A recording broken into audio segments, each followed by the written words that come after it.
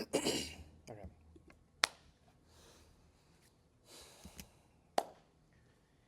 You and I are born kicking and screaming into a scary and unstructured world. Kicking because we have no words. Screaming because we do not understand. But soon we come into contact with structure. Structure brings meaning. Structure brings context. Family is the first structure we encounter. Language is another. Some structures unite us. Others divide us. Since the fall of the Tower of Babel, language has served to divide us. Some languages, such as English, are associated with better outcomes, while others not so much. In some countries, certain subjects are taught in languages that are not even the native language. In Ukraine, before the war, courses in math, science, and technology were often taught in English or in Russian. The textbooks for these subjects were in English and in Russian. And we have accepted this as par for the course. We have accepted the structures imposed upon us, and we have been unable to push back, to assert our own structures, to assert our own vision for the world. And we were drowning in the volume, variety, and velocity of data flung at us from every direction. But no more. In 2017, Google published their seminal research paper, Attention is All You Need, and introduced the world to the transformer, a new class of machine learning model. Transformers change everything. They are industrialized billion and trillion parameter models. ChatGPT is one. Google Gemini is another. These are just the tip of the spear. What works for text and natural language works also for images and for sequences of images, videos, and more. Multimodal models like these bridge the gaps between language, art, and vision, heralding a new era of interconnectedness. The fourth industrial revolution is all about connecting things to things. Computers to computers, computers to humans, humans to humans. In the digital revolution, which we have so recently left behind, it was our unity that gave us strength, our homogeneity, everyone on the same internet, everyone on the same hardware, marching together to the beat of the same drum. That was the source of our power. But Industry 4.0 is completely different. Industry 4.0 is paradoxical. Paradoxical if you do not understand the distributed systems all around us which keep us prosperous and free. No longer is our homogeneity our strength. It is the degrees of our differences, our complex interconnections, and our disparate passions, which when fired together, wire together, and keep us union and keep us free. This technological leap is central to the fourth industrial revolution and represents a shift from centralized structures of power and information to distributed network systems that empower individuals and communities. AI models like transformers are dismantling language barriers, fostering deeper understanding and collaboration between nations, and offering tools for forgotten nations to assert their independence and cultural identity against foreign narratives and propaganda. Industry 4.0 is fundamentally about distributed systems. Transformers are distributed systems. And our LangGraph pipeline is also a distributed system, a network of specialized agents whose strength comes from diversity, not uniformity. That same principle of attention, the selective, dynamic focus that gives transformers their power, lies at the heart of our own work. We've built it as a graph-structured workflow using LangGraph, a flexible framework for orchestrating stateful, multi-agent systems. Here, attention isn't confined to tokens within a sentence. It's elevated to guide entire pipelines, routing tasks dynamically through a network of specialized nodes. Each agent in the system is a node of focused expertise, attending to one dimension of meaning while remaining aware of the others through shared persistent state. The planning agent performs what we might call global attention. It surveys the text as a whole, identifies what kind of understanding the task demands, and allocates focus by activating only the relevant specialists via conditional edges in the graph. Then the sequence begins, flowing through the graph's directed paths. The literal translator attends to accuracy and structure, establishing the base alignment between source and target. The cultural adapter attends to idiom and reference, ensuring the text makes sense within the reader's lived world. The tone and voice agent attends to rhythm and readability, tuning the emotional register. The technical reviewer attends to precision, numbers, terminology, and factual integrity. The literary editor attends to flow and style, elevating clarity without distortion. Each of these agents works like an attention head in a transformer, independently specialized, contextually aware via LangGraph's shared checkpoints, and feeding forward into the next layer. But the loop doesn't end there. Inside the system is a BERT score agent, a semantic validator that turns embedding similarity into a tool for active refinement. It computes how closely the translated text aligns in vector space with the source.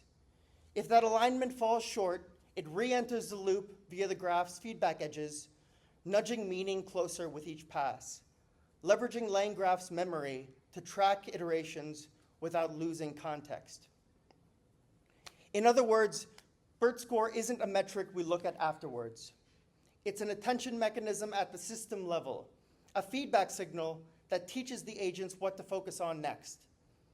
This is what it means for the system to embody attention, not just parallel processing, but contextual weighting, an ongoing negotiation between focus and comprehension, all scaffolded by LangGraph's resilient, traceable structure. The system learns iteratively where meaning is strong and where it begins to drift, and it directs its energy accordingly, rebuilding bridges across languages, not as division, but as deliberate, empowered connection. And this isn't theory. It's deployed now, translating contemporary Ukrainian works into English with accuracy, transparency, and cultural depth. And now I hand the floor over to Maria and Peter for a walkthrough of our application. Okay, thanks, Matt. So we're gonna go through our advanced translation system. So if you wanna enter, it's already on Google Cloud, so you can enter and you're gonna test it with us. So if you have like a little passages to do like some translation. I think you only need the OpenAI API key, but you may need a Hugging Face one, so we'll see. We will see. So I'm gonna go through the website, and here it's our translator. Wait, this is not working. Okay, so here we have our advanced multi-agent translation system. As Matthew told you that we're gonna have different agents. So first it's based on LangGraph, so we're gonna use our open IP key, or you also can use Claude if you have Claude. And we have other AP keys that can connect our source with the AI. So in this presentation, we're gonna do Ukrainian to English. So here you have, if you go below this side, you have the GPT selector. We're gonna use the 4. And also we have a smart catch and the temperature, the flexibility that we're gonna use in our model. Then we have here the language, the intelligent planning. I'm gonna enable this smart planning in order that the agent choose which ones are needed to do the translation. And I'm gonna use the source language Ukrainian to English. So I'm gonna change here English US. Also, we have a target audience. This translation that I'm gonna use, it's only for readers, like general readers, but we have different type of target audience here. And this helps us, the agents, to identify this part. And finally, I'm gonna use a passage in Ukrainian that I have here, and I'm gonna copy to my source text space.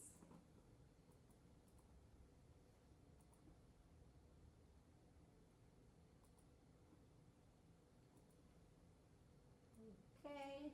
Also, you can drag your file if you want and browse your file from your computer. Right now, we're gonna do only this little passage, and then I'm gonna push the red button, no, the blue button, to start our pipeline. Now the system is running and the agents, the workflow is gonna start doing his job. So it's gonna take some seconds, maybe like a minute.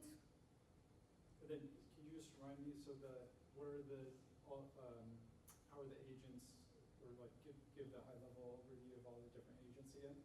Yeah, we have, we're gonna go through. You're gonna go through that, okay. Yeah.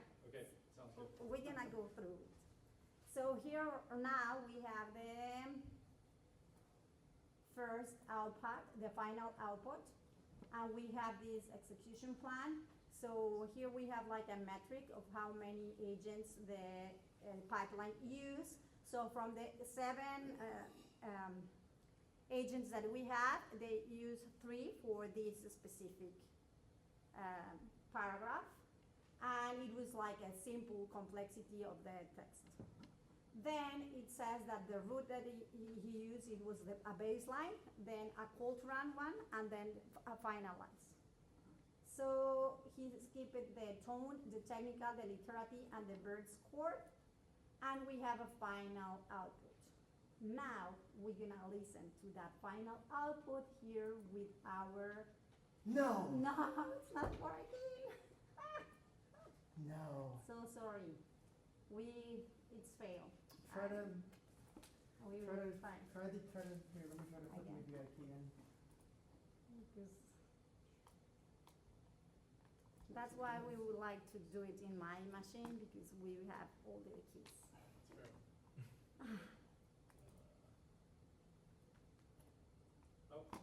Oh, What happened there?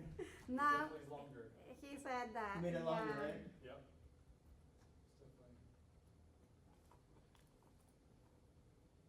Yeah, so I think that seems like it's probably, what was it? That looks okay. Yeah. Well, the one that was in there before seemed really short, so. Maybe. Let's No, that's yeah. Okay, so this should work. try to do it. Okay. Sorry for the inconvenience. So always technical difficulties? Yeah, it's Awesome. right in the audio. Awesome. It was Okay. only 1 minute. AI and voice synthesis technologies Oh, have that's- transformed audio production, Wait, where'd this come enabling from? creators to swiftly adapt to changes like conflicts, Podcast. economic shifts, or personal challenges. Many people want to use their own voice but don't have the time, equipment, or English fluency for long recordings. Tools like 11 Labs offer precise voice cloning, bridging gaps, and allowing effective narration of entire audiobooks, Am I getting even during permission? crises. This supports a flexible You approach can to also speak Spanish, Ukrainian. Yeah. Testing and iterating to reduce losses. AI-based translation maintains nuances for global reach, enabling inclusive, adaptive storytelling that that resonates across borders. These innovations together create a strong foundation for navigating changes and fostering meaningful engagement. We love your voice, that's why. We decide to do it with yours. Okay, so we have these also connect to the 11 lab to have the listening, and also it makes easier if you don't speak a language, you can speak a language with our translation project. Okay, so here you have the download options for your final translation, and we're gonna go through the detailed analysis. Down we have different metrics, and also we have different features that I'm gonna go explain a little bit more. First, we have a translation confidence. We are talking about fluency, semantic fidelity, and terminology. Those are metrics for translation.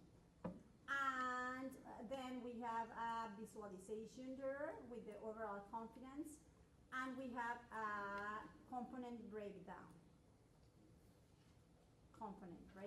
Also, we have a score interpretation here. If you can go, we have different status of the score interpretation: good, bad, super good, etc. And you have here a particular text about the confidence. Okay, so in the second tab we have a difference viewer. So the number of agents that we use here, we're gonna have a detailed comparison about the baseline with the cultural. In this case, the pipeline only uses 3. So we have the baseline to the cultural and then the cultural to the final. Or we can tap here and have the cultural to the final. And it marks the words that changes for the translation every time, every step on the way, or every agent it uses. Then we have also, I'm gonna go to the planning. We have the number of words, the complexity, and we have the agent selection reasoning of our pipeline. So if he detected a cultural reference across language pair, they will use the cultural adapter. Or if we have some technical, like a science, they're gonna use the technical. If we have like a novel, they're gonna use the literature editor, etc. And if we have from English to English to have like a different version of your English, we're gonna have the word score. The word score, as Matthew say, it's like embedding, this for embedding, okay? And are those the difference in terms of the agents? Is it the like prompt instructions? Or Yeah. each like a persona that this agent needs to be more technical than the other one? Yeah, it takes the source that we have, and also the agencies, which type of document we are. It's in the source, in the first step. And then also we have an edit and a review. If you wanna do some changes, you can do it manually and then save your final version. Or maybe you like the original one or the mid one, so you can change here. Okay, finally. There's more of them. I have more? Yeah, you have more to scroll. Yeah, here we go.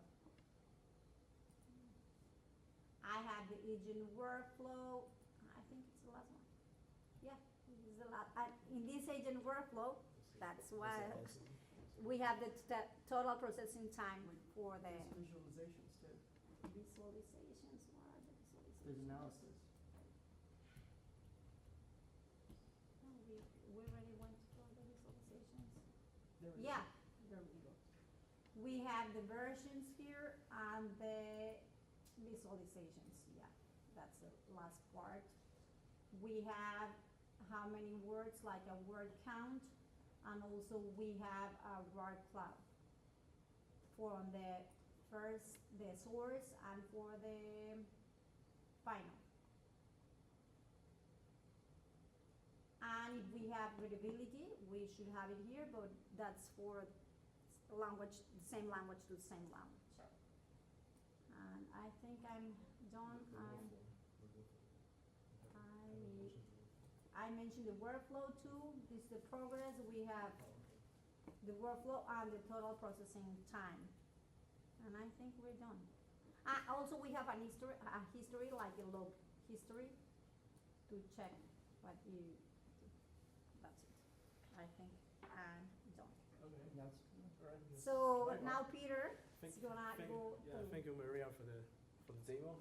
And let's take a quick look at what's happening behind the screen. This is our high levels design ideas to implement this service.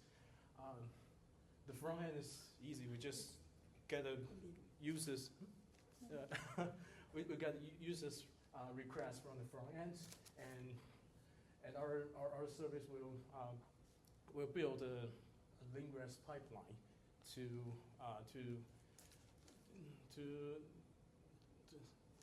generate. It will generate an action of the sequence of the actions.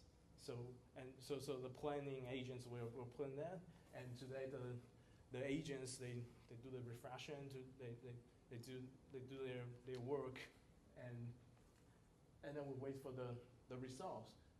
And our backend service we calculate the words map, the scorecards, the visualizations parts, and then we can evaluate the results from the agents and push back to the front end to display to the users. Yeah, that's pretty for me it's pretty amazing because I did the web service before, so I have to write every logic in the backend. But now we get a good employee. We can just ask them to finish the job. So and then we just evaluate their output, and we can use that. So that's amazing for me. And for me and my major contribution is I refactored the code to this more modularized and more clean structures. And the reason why I do that is because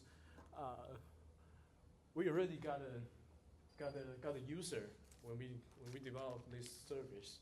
That's a Ukrainian publishing house, and they are trying to use this for translate the novel. So that's a pretty advanced technology. So we can expect we will get a lot of feedback. So we decide to implement the link startup methodology. Did you ever heard it before? That's the concept from Steve Blank, a systematized serial entrepreneur in Silicon Valley, and but the concept is simple. We just iterate fast, and based on your customers' feedback. So I believe this is a perfect time for us to refactor the code to the more clean and more structured format, and then we can collaborate and maintain this code more easily and make our life more easily. So yeah, Matt, would you like to share more about the? And then what was the and then the client that came to you, was it? Yeah, would you like to share about a bit? ChatGPT, or what's the There's no visibility into what it's doing. So if you don't actually know the language, Yeah. you're not given any tools that are going to help you I see. recognize whether the translation that's happening is something that's useful. It's just a black box. Yeah. So what our system does is it gives you intense visibility into how the system is working. Our prompts are very focused.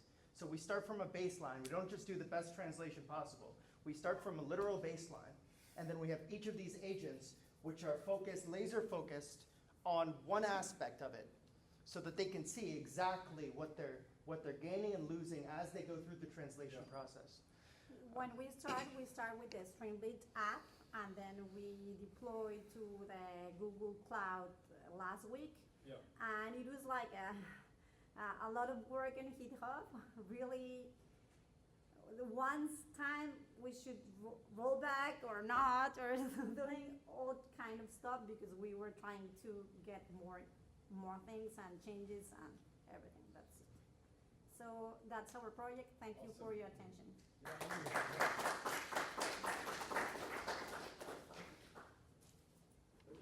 Any questions? How do you verify like the accuracy of your translations? So some of them are actually based on metrics. So one of the big metrics is the length ratio.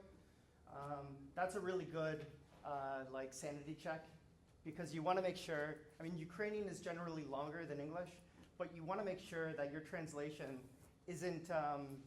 If your professor, if you're Saul Goodman from Better Call Saul, he talks in these long paragraphs where very few words would be necessary, but he speaks very loudly. And in the novel, you need to be able to convey that accurately.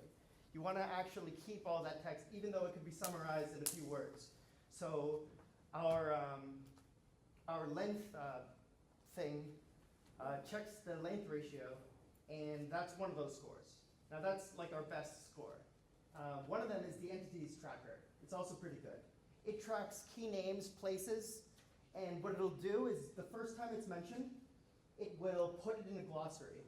So we have a glossary that you can also upload terms to the glossary, but it'll automatically find a term, put it in the glossary right away, so that subsequent translations are not going to change it, get rid of it, do it. That way you have Volodymyr Zelensky spelled exactly one way throughout the whole thing, the whole novel. All your characters, their names are the same.